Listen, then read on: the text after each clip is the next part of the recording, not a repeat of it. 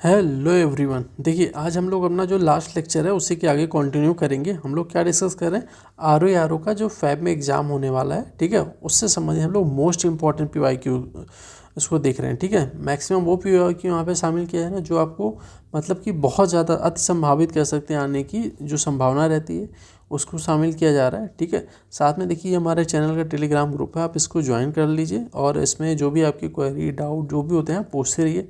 साथ में आपको जो मेंस है सर राइटिंग के कुछ क्वेश्चन दिए जा रहे हैं, ठीक है, या जो भी होमवर्क आपको दिए रहा आप इस पर करके भेजते रहिए, आपको इस पर फीडबैक मिलता रहेगा। मैम का ये इंस्टा आईडी आप इसको फॉलो कर सकते हैं। ठीक है, देखिए यहाँ पे कुछ क्वेश्चन ऐसे भी शामिल किए गए ना कि जिसको आप जैसे कि अभी मान लो GS वाला कोई पढ़ रहा होगा, कोई करंट अफेयर पढ़ रहा होगा, तो आपको ये पढ़ते टाइम क्या क्या चीज़ें ध्यान रखनी है। ठीक है, कोई योजना या पॉलिसी आ रही है, कोई सूचकांक जारी हो रहा है, तो उसमें क्या क्या क्वेश्चन बन सकते हैं या बने हुए हैं, तो आपको इस कुछ क्वेश्चन से देखने पे आपको डायरेक्ट पता चलेगा। अच्छा हाँ, पढ़ते टाइम आपको हाईलाइट पोर्शन या किसको याद करना है। ठीक है, साथ में कुछ क्वेश्चन देखिए जहाँ जो डिस्कस किए जाएंगे वो तो डायरेक्ट आएंगे ही आएंगे। ठीक है, इसमें कह रहा है कि सुगमता सूचकांक के संदर्भ में कुछ जो स्टेटमेंट है इसमें कौन सा कहता है सही है, तो ध्यान रखना सही पूछा जा रहा है। कह रहा है कि यह सार्वजनिक क्षेत्र के बैंकों के प्रदर्शन को आकलित करने का एक तरीका है। दूसरा कह रहा है कि यह भारत में MSME हेतु व्यापार सुगमता को आकलित करता है। एक तो कह रहा है कि भाई ये सार्वजनिक क्षेत्र के बैंकों से संबंधित है, दूसरा कह रहा है कि नहीं ये व्यापार MSME की जो व्यापार सुगमता उसको आकलित करता है। तो इसका आंसर क्या है, इसका आंसर हो जाएगा A, मतलब केवल एक सही है। दूसरा क्यों, क्योंकि ये जो है ना सार्वजनिक सुगमता सूचकांक सार्वजनिक क्षेत्र के बैंकों के प्रदर्शन को जो है मॉनिटर करता है। ठीक है, अब एक चीज़ और आपको यहाँ पे ध्यान रखनी है कि इसको जारी कौन करता है। सूचकांक को जारी करती है केंद्रीय वित्त एवं कारपोरेट मंत्रालय द्वारा जारी किया जाता है। ठीक है, हो सकता है आपको नेक्स्ट अगली बार ऐसे कुछ आ जाए कि कोई सूचकांक हो तो पूछे जारी कौन करता है। ठीक है, प्लस यहाँ से अब कई क्वेश्चन ना ऐसे मतलब सार्वजनिक क्षेत्र के बैंकों पर प्रदर्शन करने के लिए निम्नलिखित में से कौन से सूचकांक जारी किए जाते हैं, 3-4 दे दे तो आपको यहाँ पे ध्यान रखना सार्वजनिक सुगमता है। तो दोनों मतलब आपको स्टेटमेंट के थ्रू हमें पढ़ना है और प्लस जो आंसर है उसके थ्रू भी। ठीक है, अब देखिए अभी UPPCS के थ्रू RO कराया जाता है। UPPCS या फिर यूपी से संबंधित कोई भी अगर आप पेपर हो रहा है तो ऐसा हो ही नहीं सकता कि आपको कुछ साइंस के बहुत सारे क्वेश्चन मतलब आपकी देखेंगे कि इसमें 30-32 कभी कभी 26-27 मतलब एवरेज 30 के आसपास क्वेश्चन रहते हैं साइंस के। ठीक है, तो इसमें ध्यान रखना क्योंकि आपको इसी में लगभग मार्च में एक्सपेक्टेड यूपी का जो है PCS भी कहा जा रहा है, तो आपको दोनों एक साथ GS तैयारी कर लेनी है। और विटामिन वाला जो पोर्शन है आपको एक क्वेश्चन 1-2 क्वेश्चन विटामिन से संबंधित मिलेगा ही। ठीक है, जिसमें कह रहे हैं कि कौन सा विटामिन जल में घुलनशील है।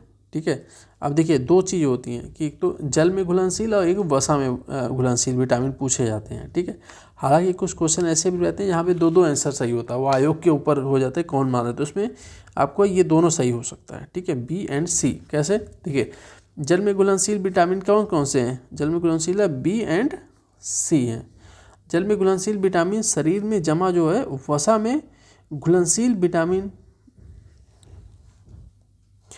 और वसा में घुलनशील विटामिन अंतर होते हैं। जल में जो घुलनशील विटामिन होते हैं वो वसा शरीर के वसा में नहीं होते हैं। ठीक है, क्योंकि वो जल में घुलनशील होते हैं, जबकि वसा में घुलनशील विटामिन कौन से, वसा में घुलनशील विटामिन है A, D, E, K हैं। वसा में जो घुलनशील विटामिन शरीर में आप देखेंगे जैसे यकृत हो गया, वसा ऊतक हो गया और मांसपेशियों में यहाँ पे जमा होते हैं। ठीक है, अब भाई जाहिर सी बात है कि विटामिन के आप कार्य, विटामिन शब्द देखिए एक शब्द और पूछ लेता है कि भाई विटामिन शब्द जारी मतलब सबसे पहले दिया कौन था, विटामिन शब्द जो C फंक द्वारा दिया गया था, C फंक द्वारा दिया गया था। ठीक है, तो ये भी इंपॉर्टेंट, ये भी क्वेश्चन पूछ लिया था तो यहाँ पे ध्यान रखना। देखिए ये आपको देखेंगे कि मोस्ट मतलब कई बार क्वेश्चन इसको पूछा गया है, direct question same question repeat होता है। ठीक है, तो आपको क्या करना है कि देखिए इसमें कह रहा है कि डाप्सन इकाई जो है के थ्रू क्या मापा जाता है। ठीक है, आपको ये क्वेश्चन बहुत ही बार पूछा गया है। ठीक है, तो डॉप्सन इकाई के द्वारा माना जाता है ओजोन की सांद्रता। ठीक है, अब देखिए इसमें क्या करना है कि आपको थोड़ा सा यहाँ पे गूगल यूज़ करना है और जो और चीज़ें दी गई इसकी क्या इकाई है इसके बारे में आपको गूगल करके बताना है कमेंट बॉक्स में। ठीक है, और जिसको पता है वो बताए, जिसको नहीं पता वो गूगल करके फिर वहाँ पे बताए, जिससे आप लिखेंगे चीज़ों को ऐसे डिस्कस करेंगे तो याद होता जाएगा। ठीक है, नेक्स्ट क्वेश्चन देखिए, कह रहा है कि 1929 में अखिल भारतीय ट्रेड यूनियन कांग्रेस के अध्यक्ष कौन थे। तो इसमें 4 ऑप्शन है, एम.एन. रॉय, जयप्रकाश नारायण, जवाहरलाल नेहरू, एस.एस. डांगे। ठीक है, तो इसका आंसर क्या होगा, अखिल भारतीय ट्रेड यूनियन। ठीक है, इसका आंसर होगा सी, अखिल भारतीय ट्रेड यूनियन किससे, जवाहरलाल नेहरू। ठीक है, दो चीज़ें हैं, जब ये क्वेश्चन आया तो आपको थोड़ा सा अखिल भारतीय ट्रेड यूनियन के बारे में पता होना चाहिए कि भाई ये है क्या, इसकी स्थापना किसने की थी, कहाँ पे हुई थी, किससे रिलेटेड थी, क्योंकि नेक्स्ट टाइम हो सकता है कि आपको इसकी ईयर पूछ लें। यहाँ पे भाई दोनों मेंशन दे दिया कि भाई 1929 में स्थापना हुई थी। ठीक है, लेकिन हो सकता है कि तोड़ के भी क्वेश्चन बन जाए, स्टेटमेंट से भी बन जाए, तो इसको शॉर्ट फॉर्म में पता है, अखिल भारतीय ट्रेड यूनियन को कहते हैं, अखिल भारतीय ट्रेड यूनियन कांग्रेस को कहते हैं एटक, ये भी कहते हैं। ठीक है, इसको हुई थी 1920 में। ठीक है, 1920 में कहाँ पे हुए थे, बम्बई में, लेकिन हमें पूछ रहा है कि 1929 में इसकी अध्यक्षता कौन की थी, तो 1929 में की थी जवाहरलाल नेहरू ने। ठीक है, हालांकि इसके बहुत लोग अध्यक्ष हुए थे, लेकिन इसमें पैसिफिक पूछा तो इसमें आपको ये हो जाएगा, इसके अध्यक्ष में जो है आप देखेंगे तो सुभाष चंद्र बोस भी थे, लाला लाजपत राय भी, बहुत लोग थे। ठीक है, एक तो आपको मिडिल ईस्ट से संबंधित जो लोकेशन है, प्लेसेस आपको याद रखना होगा, क्योंकि वहाँ से क्वेश्चन आए। जैसे यहाँ पे पूछ रहा है कि बालकासा झील निम्नलिखित देशों में से कहाँ पे स्थित है। ठीक है, कजाकिस्तान, किर्गिस्तान, रूस, तुर्कमेनिस्तान। ठीक है, तो हम लोगों ने लास्ट लेक्चर में भी देखा था कि वो मिडिल ईस्ट से संबंधित क्वेश्चन आते ही आते हैं। अब जैसे कि आपको इजराइल हो गया, ठीक है, इजराइल हमास वाला भी चर्चा में चल रहा है, रसिया, यूक्रेन, तो यहाँ से क्वेश्चन आएंगे। देखिए गोलन हाइट वगैरह जो हमेशा ये सब चीज़ें चर्चा में रहती है, तो गोलन हाइट्स वगैरह से क्वेश्चन आए। आप प्रीवियस ईयर भी क्वेश्चन देखेंगे तो वहाँ से भी कवर हो जाएंगे, कुछ जो नए ज़्यादा चर्चा में, आप उसको देख लीजिएगा। तो इसका आंसर हो जाएगा कि जो बलकाश, ये जो झील है ये कहाँ पे स्थित है, ए, कजाकिस्तान में। ठीक है, और नेक्स्ट देखते हैं क्या है। नेक्स्ट देखिए, आपको ना, आपको हमारे मॉर्निंग आई थिंक, हाँ 10 बजे जो है आपको एक PYQ सीरीज चल रही है, PYQ के थ्रू जो है शिल्पी मैम आपको हिस्ट्री पढ़ा रही हैं। ठीक है, आप उसको ज़रूर देखिए, क्यों, क्योंकि इससे आप देखेंगे ना, वो जो पढ़ा रही हैं वो तो क्वेश्चन वहाँ से डायरेक्ट आपको 110% काफ़ी क्वेश्चन डायरेक्ट रिपीट मिलेंगे। साथ में जो एक्सप्लेनेशन उसका बताया जा रहा है ना, एक्सप्लेनेशन से भी आपको क्वेश्चन बनेंगे।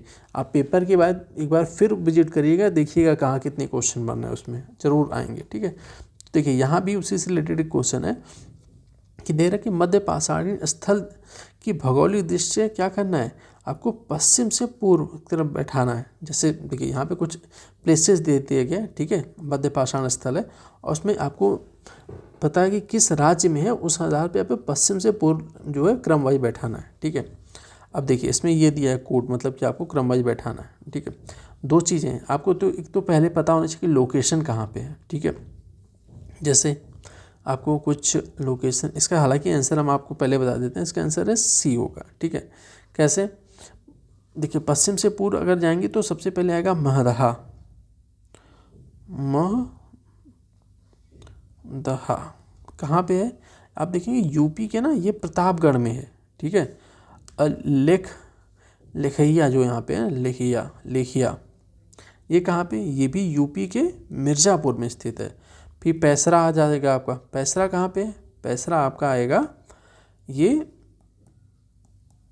बिहार में है। ठीक है, फिर वीरभानपुर ये आएगा सबसे लास्ट में आएगा, ये कहाँ पे, क्योंकि पूर्व में बैठाया गया ना, तो सबसे पूर्व में आपका आएगा वेस्ट बंगाल में ही है। ठीक है, तो ऐसे आपको क्रम वाइज लेके चलना है। देखिए एक और आपको यहाँ पे विटामिन से संबंधित या साइंस से क्वेश्चन मिलेगा, तो साइंस आपको एकदम तैयार होनी चाहिए। ठीक है, देखिए इसमें एक तरफ लिस्ट 1 लिस्ट 2 को आपको मैच दी फॉलोइंग करना है। ठीक है, तो यहाँ पे आपका देखिए विटामिन, एंजाइम, हार्मोन्स, प्रोटीन, फिर पेप्सिन, कैरोटीन, फिर केराटिन, फिर प्रोजेस्टेरॉन। देखिए अब इसमें क्या है, एक तो विटामिन हो जाएगा, सबसे पहले यहाँ पे ऐसे देख लीजिए, विटामिन जाएगा आपको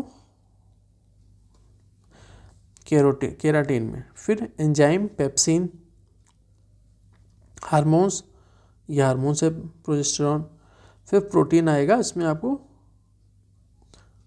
प्रोटीन किस में जाएगा, केराटिन में।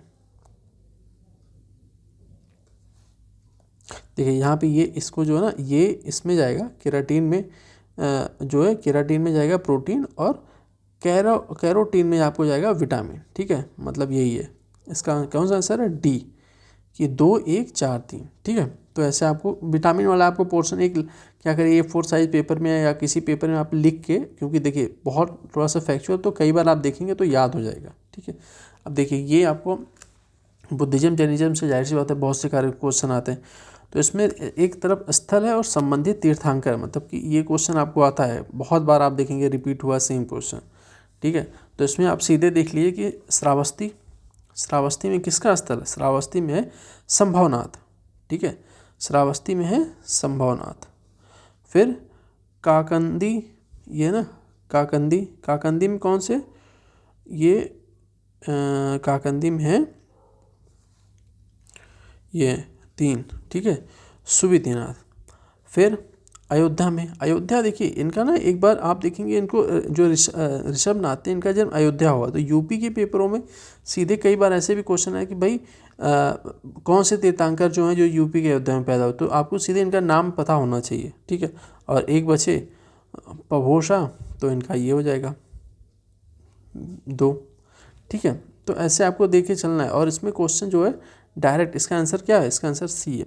तो डायरेक्ट आपको जो ऐसे भी पूछ सकता है कि एक एक लोग का नाम भी देखें। ठीक है, देखिए आपको इसमें है कि आपको कुछ क्वेश्चन ऐसे हैं बस आपको डाले गए कि आप देख सकते हैं, जैसे कि 2021 का है पुराना, लेकिन आप लेटेस्ट इसी आधार पर तैयार कर सकते हैं। जो हमारी मॉर्निंग में जो है 6 बजे आप देखेंगे कि करंट की क्विज आ रही है, उसमें 1 साल का करंट आपको कवर कराया जाएगा। ठीक है, तो उसमें क्या है कि करंट में ऐसे क्वेश्चन जो लेटेस्ट अपडेट है या लेटेस्ट जो सूचकांक जारी किए गए हैं, लेटेस्ट जो निकाले गए हैं आंकड़े, उस पर आपको डायरेक्ट क्वेश्चन वहाँ से मिलेगा। तो ऐसे क्यों डाला गया, क्योंकि ऐसे क्वेश्चन आते हैं। देखिए 2021 में उत्तर प्रदेश कचरा मुक्त शहर में स्टार रेटिंग में कौन सम्मानित किया गया, तो हालांकि 2021 का है तो अभी तो नहीं आएगा, लेटेस्ट आपको पता होना चाहिए। तो इसका उस टाइम हालांकि कौन था, अलीगढ़ था।